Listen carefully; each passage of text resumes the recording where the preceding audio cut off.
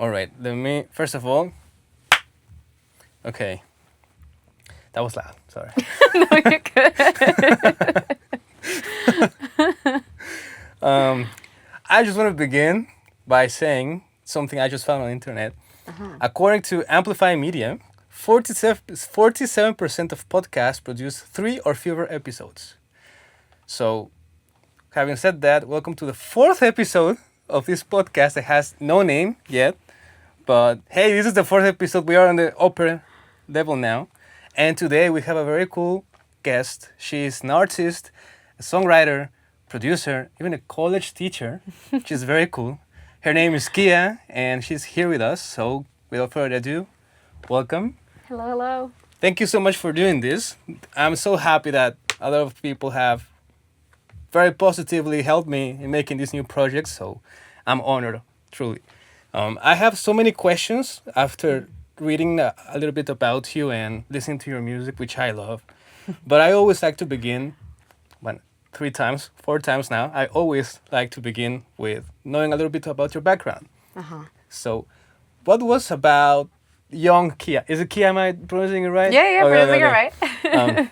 Here we go. What's something that young, maybe teenager or earlier Kia was doing that then she fall into music and evolved from there? Well, music. I think I started really young. However, I did not start writing or singing at a young age. I started playing trumpet. That was like the instrument for me. Trumpet. Yes, and Okay. I really wanted to play that, but I was 6 years old. I was a small girl with no lung capacity, and so the teacher at the time told me that the bigger the instrument, the easier it is to play. So I landed on French horn for 6 years, and then I did classical guitar at that time as well. And then I completely, you become a teenager, and none of that is cool anymore, which I so hard regret. Oh, wow. So I completely quit, and my interest went to other things. I think it's very cool. Like, Is it? hey, I don't know anybody who's fluent or has any background in any of those instruments. So, especially in the age of AI, I think it's super cool. True. I mean, well, granted, that AI wasn't a thing back then, so Yeah. we had to go out and do all these different things and hobbies. It starts as a hobby, and then I really wanted to play piano, but I was probably 12 years old, and the teacher I had.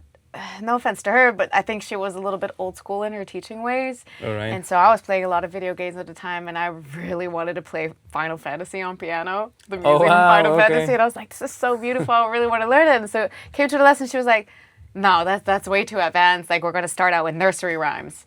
And mind you, I was 12, but when I was 12 was already my second year of high school because I was a really Okay. early student. Oh, okay. And I was like, this is not what I want to be doing. So then I quit the lessons, but I kept teaching myself, and then I started singing a lot more, and then got into like a performing arts school where I formed a band and performed with a band in the UK and the Netherlands, and then Okay. So, where was this in the beginning? Netherlands. That's where I'm Okay. originally from. Oh, okay. Cool. Yeah, and then probably in like 2015 is when I started the solo project. Did a lot of festivals and venue performances in the Netherlands, and then in 2018 I moved out here. Wow, Yeah. it's pretty wild. Is there any particular like moment you remember that is like it was a before and after in that whole process? For me getting serious about music, because I feel like I dabbled in it and then I quit, and then I dabbled in it and I quit and tried some other stuff and figured out that was not for me, and I came back to it's like I always came back to music. So at some point I did a performing arts school, and then I auditioned for a conservatory for my undergrads, which was jazz and pop vocal performance. And I did the audition, and me and my bass player at the time, we were like, if we get accepted, like that's it. We're gonna be dead serious about music. We're gonna do it. We're gonna pursue it. We're gonna get the most out of it, and that happened. So Wow. Well, that seemed like so many steps yes. crumble into 1 minute, which is great. Which is great. I wonder because I'm also an immigrant. I think we all have some sort of distortion of what LA is going Oh, to yeah. be, and it's no fault to anybody, but just how it is. What was for you kind of like the biggest reality check of how it truly is? Ooh. I think starting performances out here. For me, that like I've been to the U.S. before many times, but that was more for like visiting or a masterclass here, but not for my career in setting down, performing, and doing all that. So for me, that was kind of the moment where I was like, oh, this is very different from like how the industry works back in the Netherlands. Did you have an experience prior to coming to LA, like working in the industry over there? Yeah. Okay. I did an exchange in 2017 for a half year here, so I knew a little bit about it. But then when you're reaching out, because I'm my own manager, I don't have a management or a label, like fully independent. So I reach out to promoters, to talent buyers, to booking venues and stuff like that, and then you see that there are so many different entities playing, and they don't always have the how do you say that, the right intention with you. Yeah, does that sound familiar? Oh my God, man. It is crazy. Crazy how more or less the same story repeats. Mm-hmm. It is what it is, but now how is... You learn how to play the game. Yeah, I just feel sometimes, I don't know about you, but I have felt it in myself, and that's why maybe I'm trying new stuff now with this project, but something I don't want to fall into is just become so jaded. Right. Yeah. And I don't always know how to navigate that, because I remember my energy back in, I was here in 2018 as an exchange student, but then I fully committed and I got my visa 10 days before COVID. Wow. So I had the story, right? Like I was like, I know exactly what's going to happen. And then the world said, hey, guess what? So it's been a ride, but, managing those feelings of constantly just being, I don't know how to even say it, like let down. It's difficult to just navigate and keep your head afloat. And I don't know how you handle that. I mean, trust me, it sounds... I can really relate to that. I think that because we are foreigners, we already had a different perception than most people have that are Americans that are in the industry here. So we already from the get-go, we already had to work harder to get here. And you already need to get your O1 visa, you need to have a very solid plan. You need to have a very solid outlook on what you're going to do, right? Because because I went through O1 too, so they would go in advance of like 3 years, of like the upcoming 3 years. What are you doing? And obviously, you can't know everything, what's going to happen, but the rough outline is already there, versus somebody that maybe wants to be an artist that is already out here. There's already a differentiation in that, I feel like. So for me, it's like we already have that drive inside of us. We don't need to search for it. Okay. It's always a go. Because if there's not, we can't be here. Yeah, you just lose status. Exactly. And then you have to go back to maybe a situation that you don't want to be in. So that, I try to take that as a luxury, as more as an obstacle. That makes sense. Because it fuels us. It makes total sense. I think, like I said to a couple of friends jokingly, for me to breathe the same air as you, I need to be excellent. Yes. It's like I need to prove whatever they call extraordinary ability. So that just alone is a whole layer that it's funny how most of the things, at least in my case, I've done, I always see it through the lens of immigration. Like, is my immigration officer really going to be impressed by this, or should I, But that's a good way to look at it, because immigration officers, they did not study music. They're not musicians. They don't speak our language. So you need to present that in a way that, as a most general person that you meet on the street. If you were to tell your story to that person, like you said, would they consider that an extraordinary talent? Yeah. No, it's incredible. I don't know. I feel What's like extra insight we have. Yeah. I feel like there's a certain bond between like immigrants in this particular field, because it's like, this, I think, has the ability to like break you or turn you into the most zen person. It's gonna be fine, because all the ups and downs you go, it's chill. It's chill. Yeah. But I can't deny that that of course it is ups and downs. Like just just the scene is already so dynamic. So in that way, there's always going to be ups and downs, and probably a bit more extreme than a different type of job. Definitely. When now turning a little bit more into your songwriting, what is something that it's part of your identity that is very easy to carry in your songwriting? Like it's always there. My emotion, my story. I feel like I write a lot about things that my experiences that I went through, my thoughts.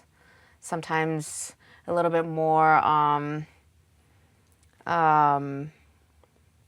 like metaphorical. It's not always that on the nose, my type of music, so it becomes a little bit more introspective. But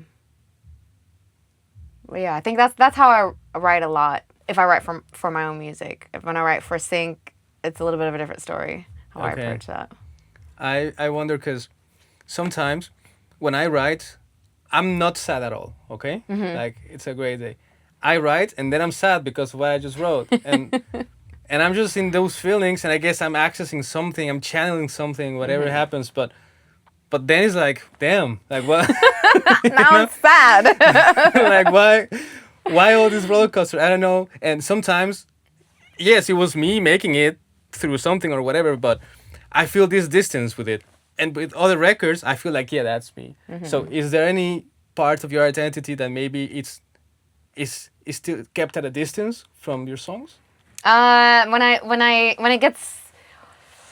it gets maybe too personal, or when, I guess, like similar to what you're saying, when your emotions are very prominent there, I do tend to try to step back or go into this like helicopter position where you're seeing it from a different perspective, from above, or whatever perspective that is, that you're not the first person that is going through it all over again. But it kind of depends too on when I write it. So if, like, for example, in the last EP, what are the songs I wrote when I was going through it, versus some of the songs were definitely more a reflection of like a year after, looking back, and it has a different weight to it.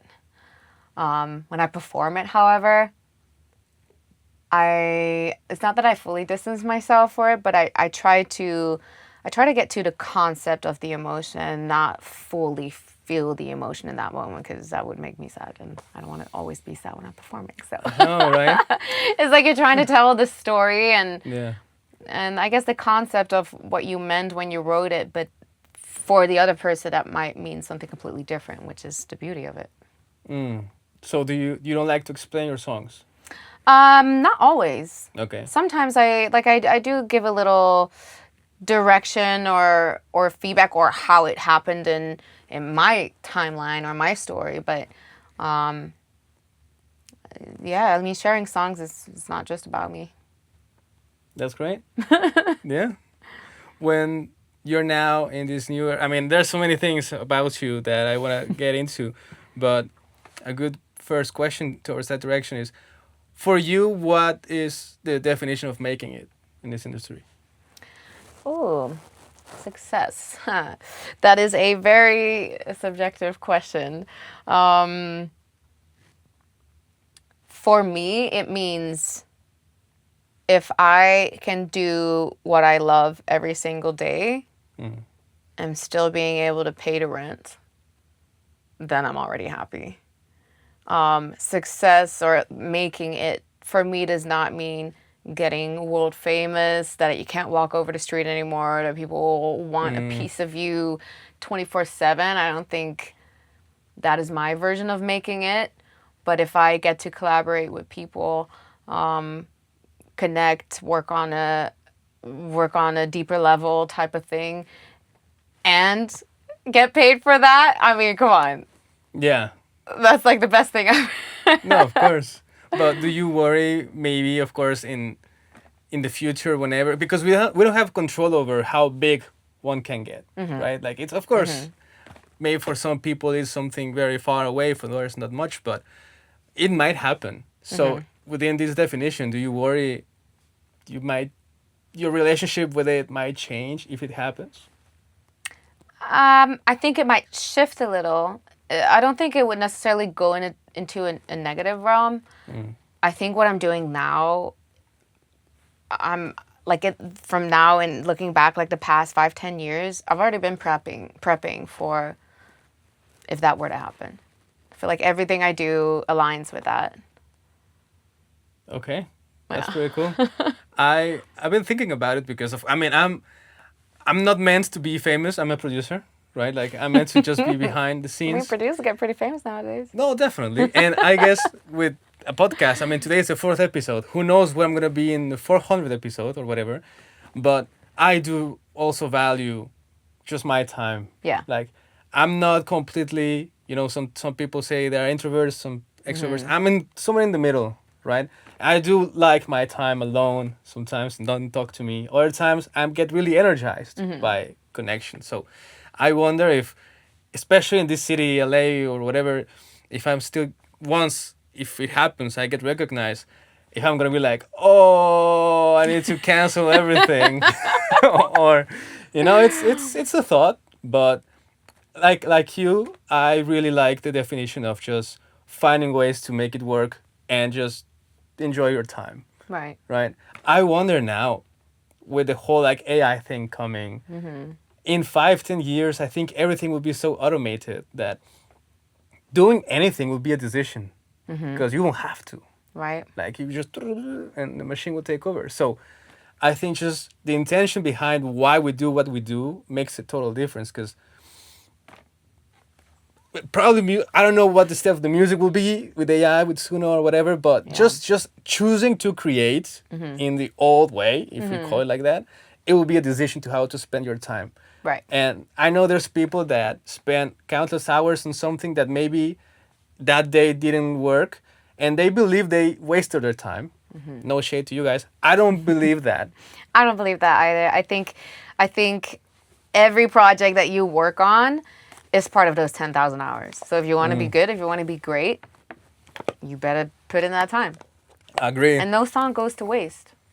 And on top of that, what I believe when it happens to me, when I'm just like, okay, I spent 10 hours on this, whatever, I just think that I just spent 10 hours creating. Right.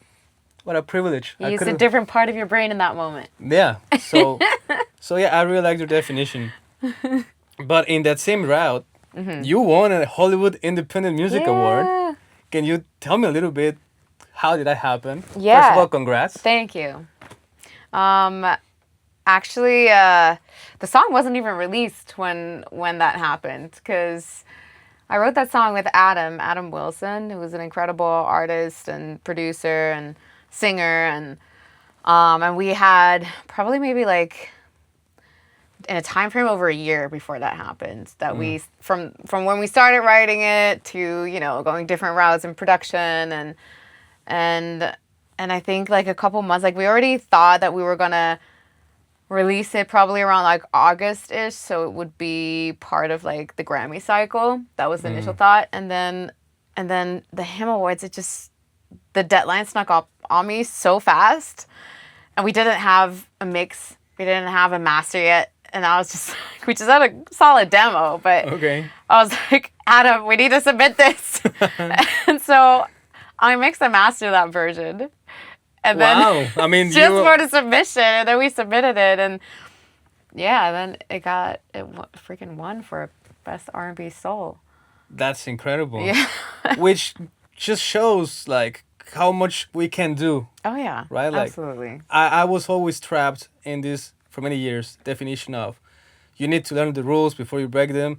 Maybe there's some truth to that, but what I found is like this endless loop of just trying to figure out how things like are Right. made. And when I just broke free from that and I just started doing for the sake of doing it, I'm like, there's so much you can learn just by doing. And then Absolutely. when you are in the moment of pressure, you don't know what you're capable of. Yep. So congrats again. Thanks. And on that same route, talk to me about the Grammy thing that happened. Well, that was a funny one because I just received like a random Facebook message from somebody I didn't know. And I think for the longest time, I didn't even open the message until I read it. And then it was Antonio. You maybe heard of him. Yeah. And he asked if I wanted to record like 2-3 phrases of spoken word that he wanted to use in his blues album. And I didn't think any of it in the beginning. And then he's like, oh yeah, and I'm going to submit it for the Grammys and you're going to be in the credits. And I was like, okay, cool. And then a couple months later, it's like, oh, it got Grammy nominated. I was like, whoa. You know, the crazy thing is, like, I think when we met, we talked a little bit about this. I received the same text and I said, sure, let's do it. And then I forgot because you get busy and, you know, I realized like... You could have had this man, Grammy I didn't do it. And then I just see it gets nominated. I'm like, yeah, my visa.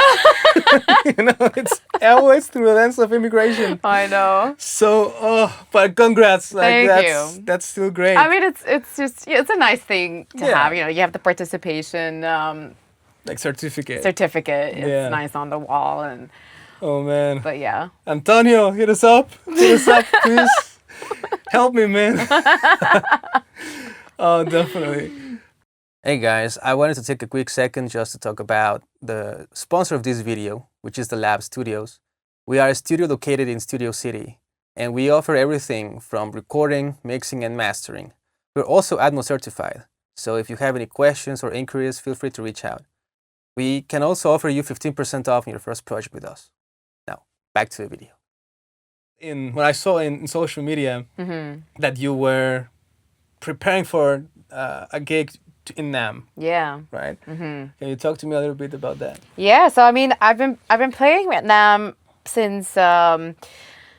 First of all, NAMM for me was like, oh my God, this is it. I really want to perform there, even when I was already in the Netherlands, because in the Netherlands you have a really big similar trade show in Germany. It's called Musikmesse, and then the one in LA is like the biggest of the world at NAMM. So when I moved out here, obviously you went there a couple times. I don't know if you remember the first time you went to NAMM, but it's like extremely overwhelming, and you're like, oh my God, there's so much stuff happening. And then I kind of I won. NAMM President's Innovation Award when I was doing my master's degree as a... Say that again. You won what? The NAMM President's Innovation Award. What is that? Right now I think it's called the Gen Next Award or something like that.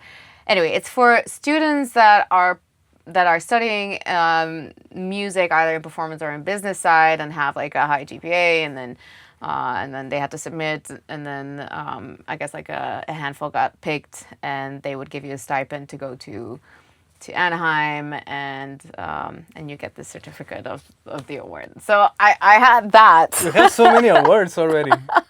And I was like, oh man, but I really want to perform here, and I was already playing around in LA, and then the pandemic happened, and so they put me on the year right after pandemic. But I don't know if you remember, they switched the date from January until like April or something. Yeah.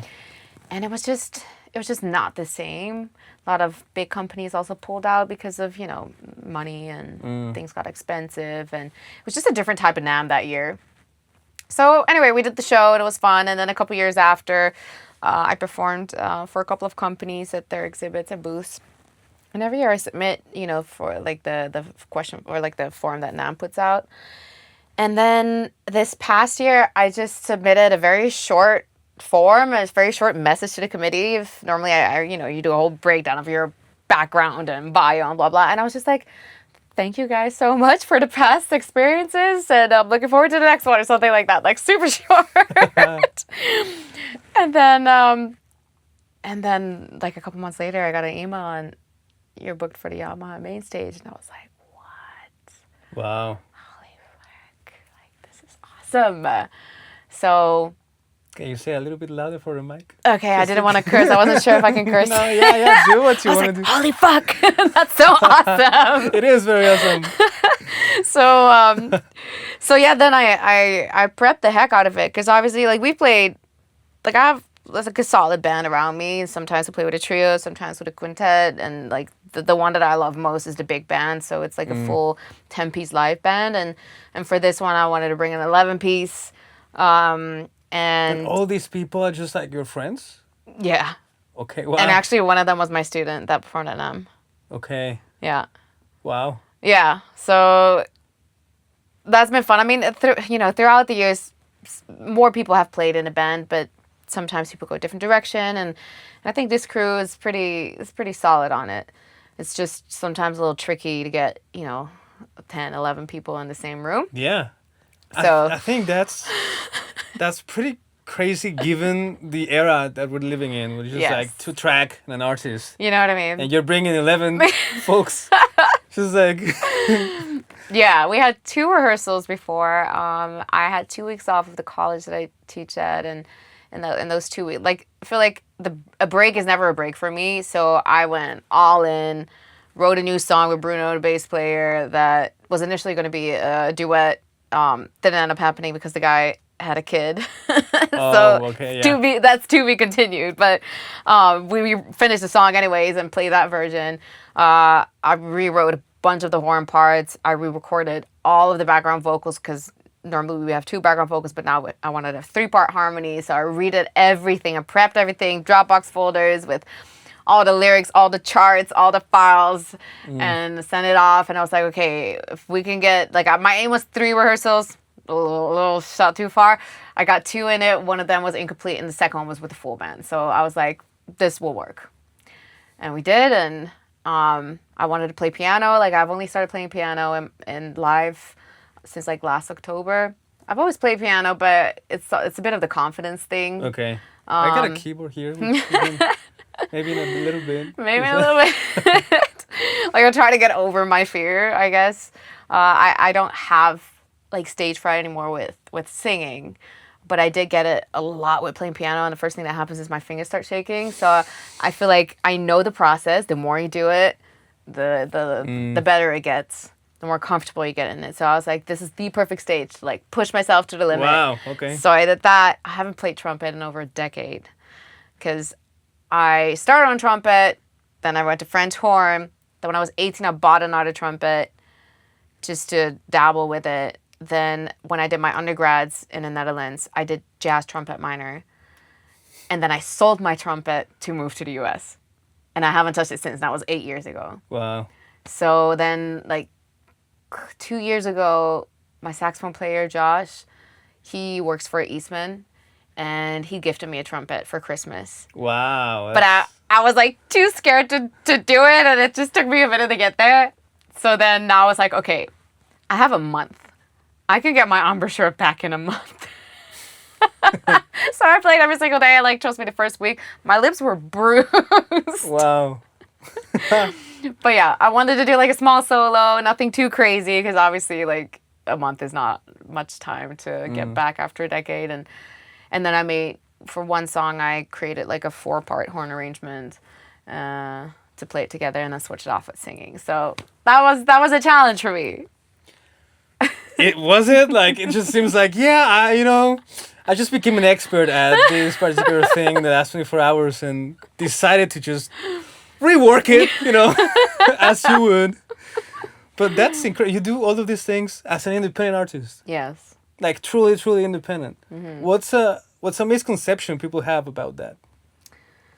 Misconception in, like, what sense? Like, other independent artists in the early beginnings, what do you think they should know right away? Ooh, I mean, I think one thing that's important to mention, like, yes, I'm fully independent. I'm not signed. I don't have management. I don't have a booking agent and like stuff like that. But there's a lot of really good friends and really good people around me that help me out. So I would, like, yes, I'm independent in the industry sense, but I do have a solid team of people that work with me and share I mean, just for starters, the band. You know what I mean? 11 folks just saying, hey, let's go. Yeah, and a NAMM show is not paid. It's a showcase festival. And a lot of performances in LA are also not paid. Yeah. So, like, one thing is that I think I could give to independent artists is just be very transparent from the get-go.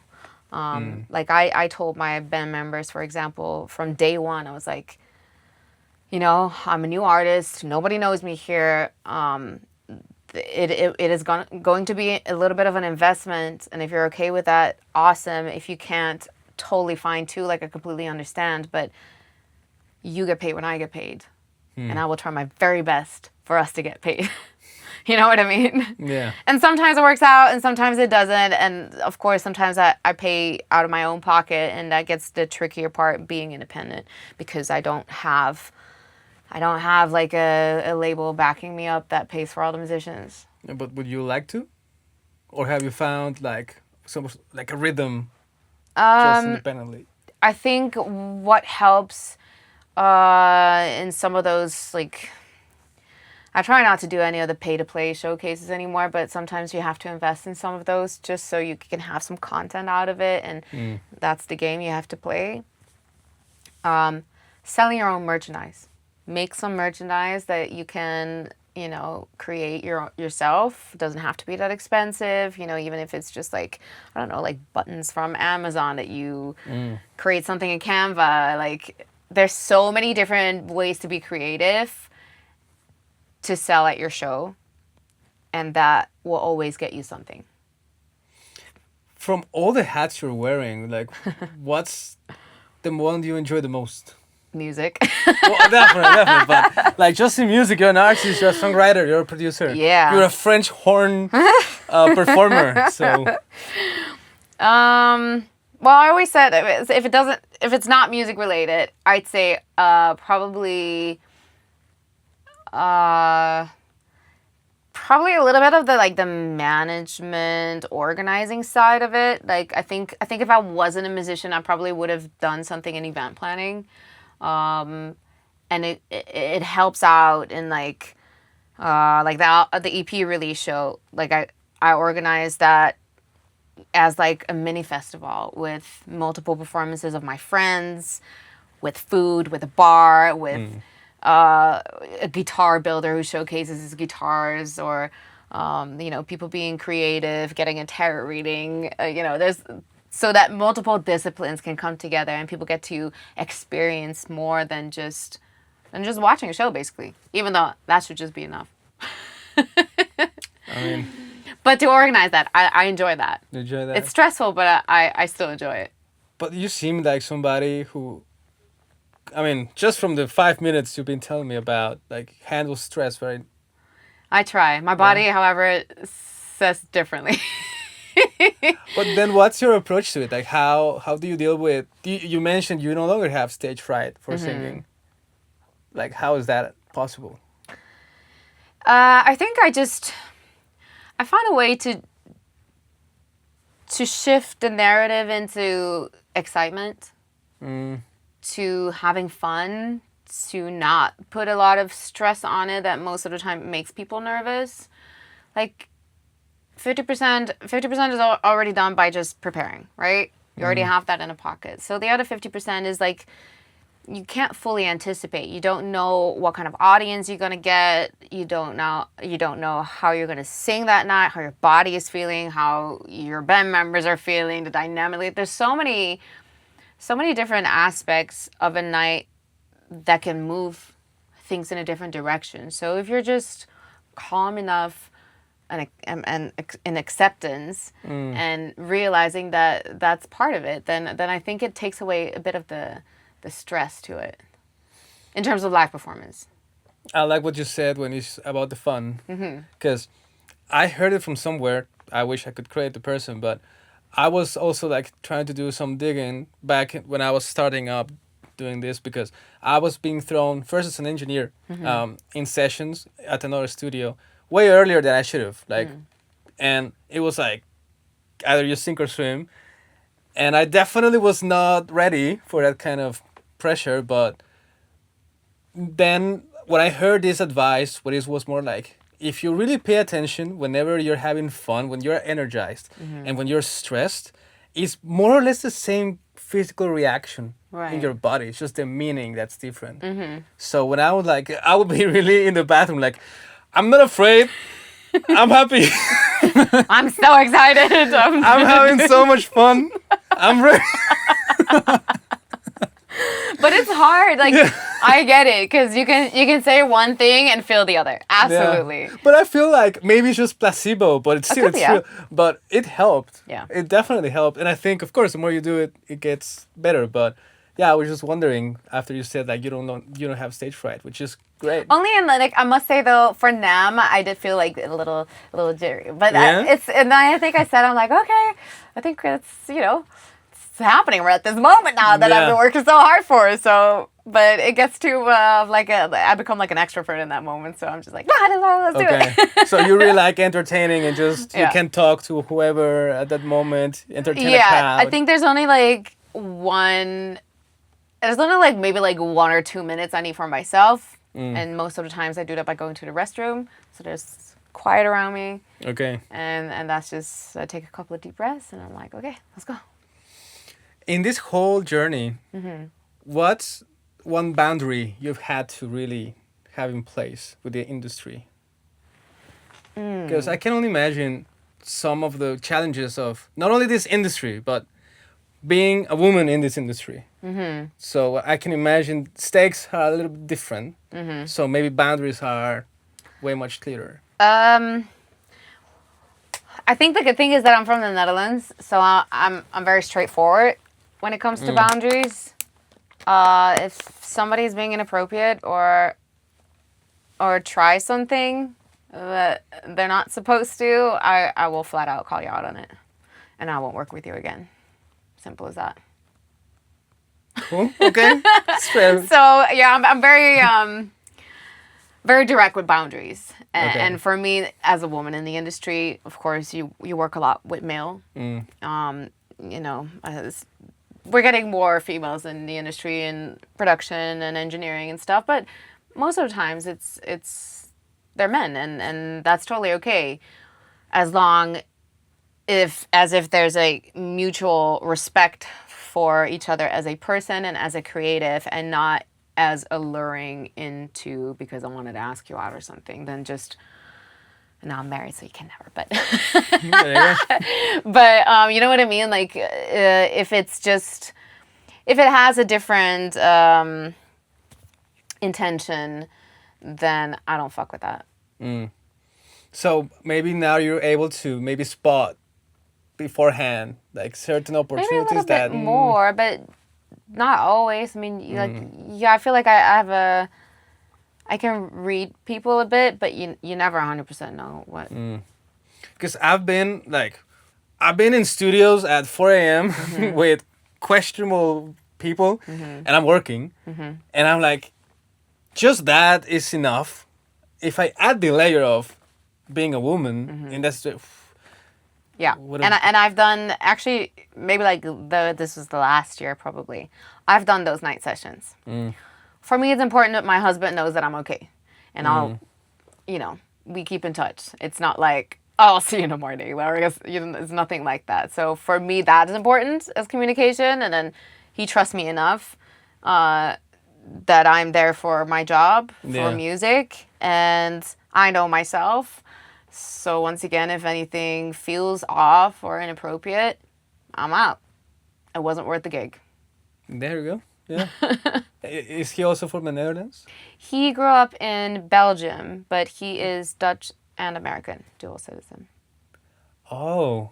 Yeah. That's amazing. So now Yeah. immigration problems are done. So almost. We did get married, but you when you're married and you get the green card, it's 2 years. Oh, okay. And then right now in this year, because this is the second year, you have to, I guess, like apply for the 10-year. And Okay. then I think they do like an interview and stuff like that. Well, I mean, you're gonna do fine, right? Yeah. So we just hope, this whole situation with Trump, whatever. Yeah. Oh God. It's crazy. It's crazy. Going back to the music, whenever Yeah. you are creating, what's your process, if you have any? I mean, this truly differs per project I'm working on. So, writing for my own music, most of the times is lyrics first, because there I really want to say in the right I guess like words, what I want to say and what I want to convey and what I'm talking about. And for me, that's like therapy. Like whatever I'm going through, whatever I'm feeling, I get to say it in whatever words I want to. And that's freedom to me. On the other side, though, when I write for sync, this most of the time already has parameters, and it already has a direction of what it needs to be sonically or what it needs to talk about. So I'm definitely more distance in that sense, which means I can write super fast. Okay. So very different. But yeah, for one side it's lyrics first, for the other side it's probably melody first, because for sync it is a bit more important of the catchiness of it versus deep meaning of words. Okay. Interesting.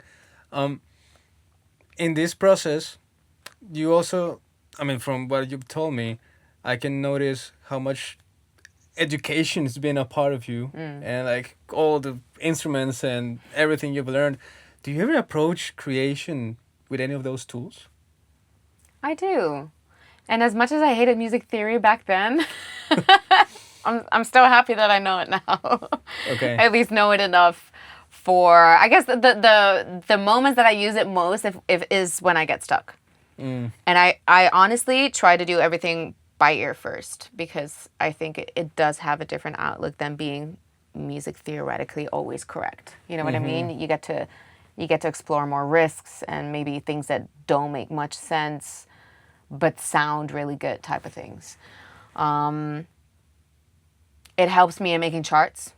I'm able to just chart everything out for the musicians, for the horns. Do you Sibelius? I use Sibelius. Okay. Yep.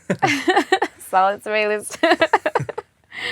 And then in terms of production, I mean, I didn't really study music production. I did had some lessons in it, but that's just me wanting to learn more in that was basically me being very annoyed with certain producers that could not deliver in time.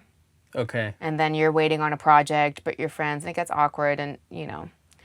So these are past experience where I was like, you know what? Maybe I just need to spend in more hours in that and figure it out myself. Like I have in my head what I want to hear or how it. So if it's just literally finding the tools to translate that. Yeah.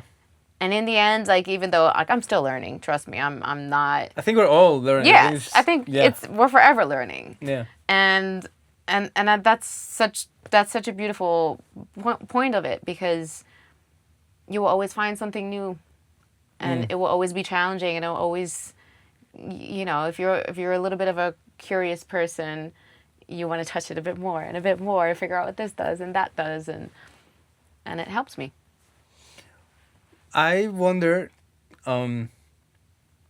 if I had followed the other path, because I, like you, or actually no, unlike you, I wasn't really raised a musician. You know, like I had like a different childhood, playing football with my friends, Cool. Mexico. Yep. Amazing. And then all of a sudden I just became a DJ, right? So I was just, I was very interested in what goes with what. And I guess that's a different skill which developed, like maybe taste of like, oh, I really like this enough, so I need everybody to hear it, right? So my approach to music was that direction first. And then I discovered this program, whatever, but even though like, I went through this program, I don't think you can really teach music production somebody. You can teach tools. Yes, you can teach tools, but music production, like, I think teaching production is teaching how the program works. You know what I mean? Like you can have, because there are some production classes that I teach, and even in the previous college, I was also a music production instructor, and doing assignments within like a DAW. Okay. Of like, I don't know, with parameters, for example. So if it's an assignment, like if you're a very beginner, I don't know, make like a four measures. It needs to have a groove with the drums. It needs to have a kick, a snare, a hi-hat. You need to have a bass line. You need to have some sort of keys or synth pad happening. And if you like, that's for starters, like very, very beginning. So there's a lot of stuff that you need to figure out without having to use like a session player that does it for you, or dragging in a loop. Like loops are fun, but they're more fun when you break them out, like when you break them apart. Okay. So then it comes down to your creativity while using the program. So I think those type of lessons make more sense to me in learning music production. But I agree, like it's not like you do a music production course or there's probably, you know, certain full programs of it, and it's like, now you're the best producer and now you know. Yeah, because I always I looked to so many like tutorials, and I just want to know the truth, I guess, you know, like when you look a problem in math, okay, these are the steps. I wanted to know that. Yeah. And I guess you can have some of that, but it was again until I was just like, let me just figure it out, and learning the tools is great. Yeah. But yeah, I feel like it's completely, at least my approach was always in the beginning just completely just feeling, and lately, I mean, after that years of learning music theory and going through the process many times, then you see how you can merge the two. But I don't know. I mean, I guess there's levels to this, because if it's just out of tune everything you do, then definitely you need some classes. But I think most of it is just like developing the sound, your ear, Right. and being like, I like this. I don't know why, but do you sometimes the line where I chose now to be very diligent in learning theory is because I want to, in the age of AI, I want to work with musicians instead. Right. So I want to be able to have the same language vocabulary, so I can more or less understand maybe what they're trying to tell me. Right, absolutely. But I also know a bunch of 17-year-old kids that have no idea about anything, and their music is incredible. And you're like, Right.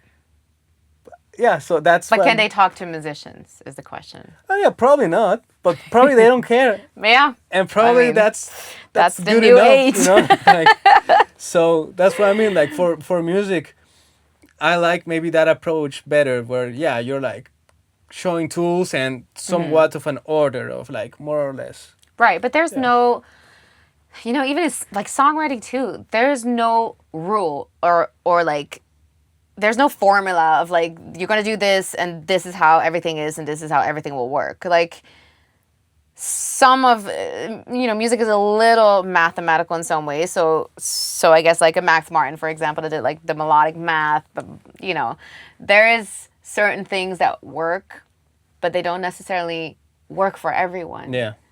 And so therefore, I think that there is no one way that's right. I don't think in anything, there's no one way is right. Agreed. And I think the more, you know, the more you go through history and time and the different genres and all the subgenres that we're now in, it's like people are trying to keep bending what was already known to keep being innovative and see what comes out of that. So, you know, that's already trying to go out a different way. No, cool. Let's end with the last single. Somebody Real. Somebody Real. I heard it. Uh-huh. I love it. Thank you. How did that come up? So I wrote that song with Beto Vargas. I don't know if you know him. Yes. Yeah? Yes. I mean, I don't know like personally, but we are on social media. Yeah, cool. So he we met a couple years ago. I did I did a show somewhere, and he was in the audience, and he walked up to me and he's like, "I want to work with you." And I was like, "Cool, what do you do?" And he told me he was like he's like an artist himself and record producer and engineer and whatnot. So we did a session. This is already a couple years ago, but and a similar thing, like, you know, being both immigrants, he's from Colombia, and our experience here in LA at that time specifically, where it was like, you know, for me, it was the whole song is kind of like a voice for independent artists or any independent creative that is trying to navigate the industry, really, because it is so different, and there are so many entities that don't have the right intention with you. that you just want to meet real people. You want to have real authentic relationships with people that you work with and that you have in your life. And so it's kind of like an outcry for for independent artists. That's amazing. Is that why, I mean, maybe one of the reasons it stuck a little bit to Joseph, that desire of helping more independent artists? Absolutely. Is it just because you don't want other people to suffer as much as me? Because I see the same way with me, like with other people with their visa journey. I'm like, this is what you need, right? I've helped so many people on a visa because I did my artist visa without a lawyer. Wow. And No. thank you. And so many people at that time around me helped me. When I was studying music, I had a vocal teacher who I considered like a life coach, and I had a lot of respect for her because she was very active in the industry, and she still performed at theater shows, and at some point I did some background vocals for her. You know what I mean? So for me, now being in that role and that position, it's like that's what I want to give back to the industry. Like, people helped me at that time, and that's just something that I feel like you should pass forward in one way or one format or another.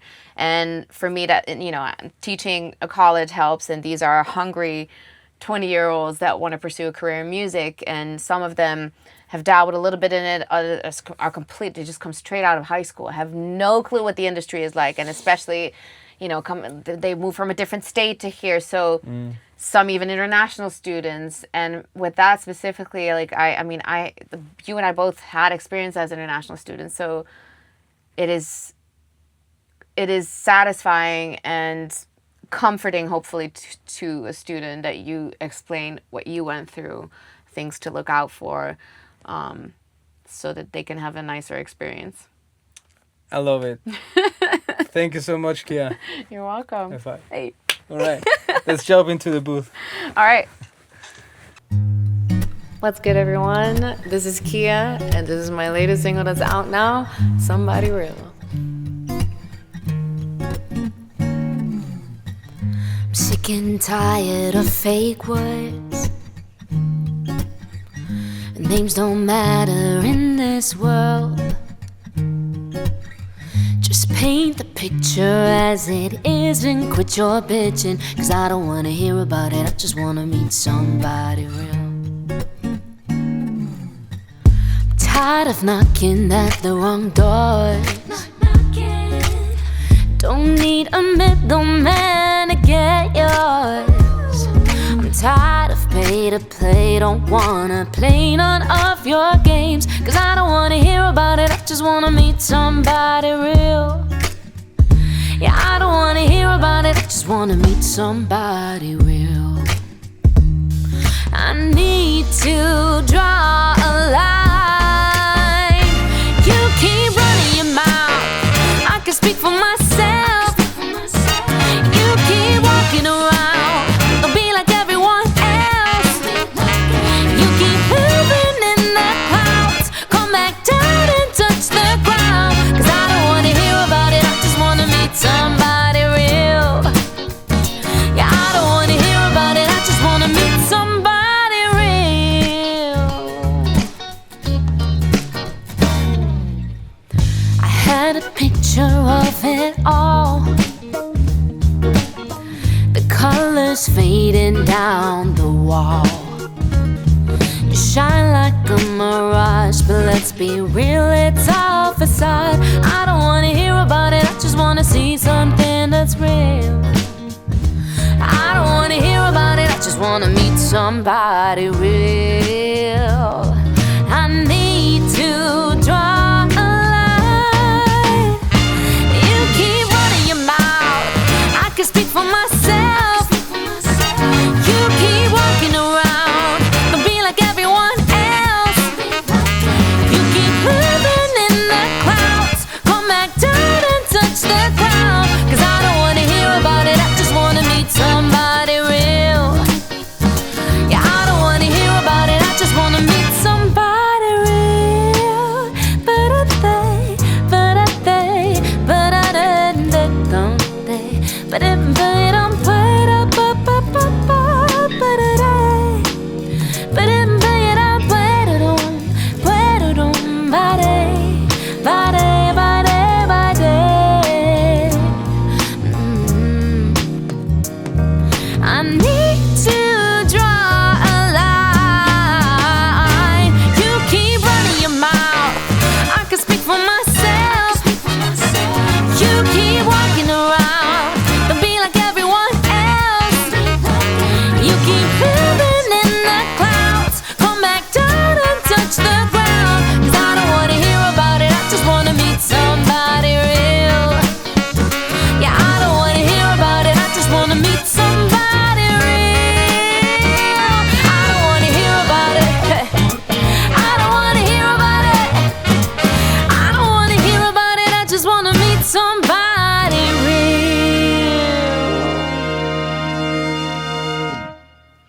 thank you guys so much for tuning in. Once again, this is Kia. You can find me on socials, Kia Space Music, and hope to see you at one of my shows.